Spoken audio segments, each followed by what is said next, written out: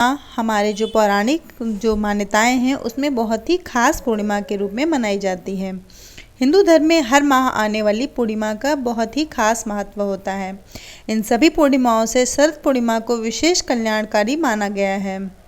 आश्विन मास में आने वाली पूर्णिमा को शरद पूर्णिमा कहा जाता है। इस पूर्णिमा को कौमुदी कोजागरी पूर्णिमा या रास पूर्णिमा के नाम से भी जाना जाता है। शरद पूर्णिमा के दिन चंद्रमा धरती के सबसे निकट होता है। ये पर्व रात्र में चंद्रमा की दूधिया रोशनी के बीच में मनाया जाता है। ऐसी मान्यता है कि पूरे साल में केवल शरद पूर्णिमा के दिन ही चंद्रमा अपनी 16 कलाओं से परिपूर्ण होता है। इस दिन चंद्र देव की पूजा करना शुभ होता है। शरद पूर्णिमा के दिन व्रत करना विशेष फलदायी होता है। इस बार शरद पूर्णिमा 28 अक्टूबर शनिवार को है। अगर उदयातन तिथि के अनुसार इसे माने तो शरद पूर्णिमा इस बार 28 अक्टूबर को ही है।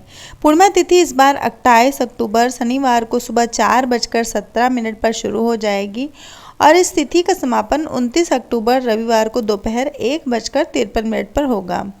इस दिन गज केसरी योग, बुद्धादित्य योग, शश योग और सिद्धि योग का निर्माण होने जा रहा है, जिसके कारण यह शरद पूर्णिमा बेहद खास मानी जाती है।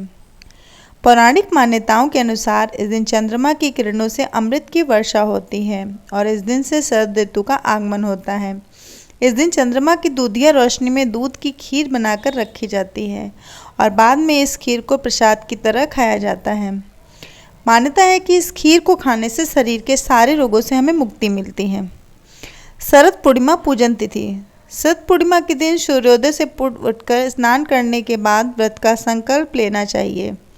समस्त देवी देवताओं का आवाहन करें और वस्त्र, अक्षत, आसन, पुष्प, धूप, दीप, नैवेद्य, सुपारी व दक्षिणा आदि अर्पित करने के बाद पूजा करनी चाहिए।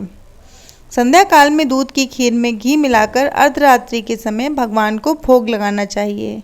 रात्रि के समय चंद्रमा के उदय होने के बाद चंद्रदेव की पूजा करें और खीर का नैवेद्य अर्पित करें। रात में खीर से भरे बर्तन को चंद्रमा के अमृत समान चांदनी में रखना चाहिए और अगले दिन सुबह प्रसाद के रूप में सबको बांटना चाहिए। इस दिन भगवान शिव, माता पार्वती और भगवान कार्तिकेय की पूजा की जाती है। अब बात करते हैं कि शरद पूर्णिमा पर आपको क्या सावधानियां रखनी ज़रूरी होती हैं। इस दिन पूर्ण रूप से जल और फल ग्रहण करके उपवास रखने का प्रयास करें। उपवास रखें या ना रखें, लेकिन इस दिन सात्विक आहार ही ग्रहण करें तो ज़्यादा बेहतर होगा। शरीर के शुद्ध और खाली रहने से आप ज़्यादा बेहतर तरीके से अमृत की प्राप्ति कर पाएंगे। इस दिन काले रंग का प्रयोग बिल्कुल भी ना करें। चमकदार सफ़ेद रंग के वस्त्र धारण करें तो ज़्यादा अच्छा होगा। शरद पूर्णिमा का क्या महत्व है। शरद पूर्णिमा के दिन व्रत करना फलदायी सिद्ध होता है। ऐसी मान्यता है कि भगवान श्री कृष्ण चंद्रमा की सभी 16 कलाओं से युक्त थे। माना जाता है कि इस पूर्णिमा के दिन चंद्रमा से निकलने वाली किरणें चमत्कारी गुणों से परिपूर्ण होती हैं।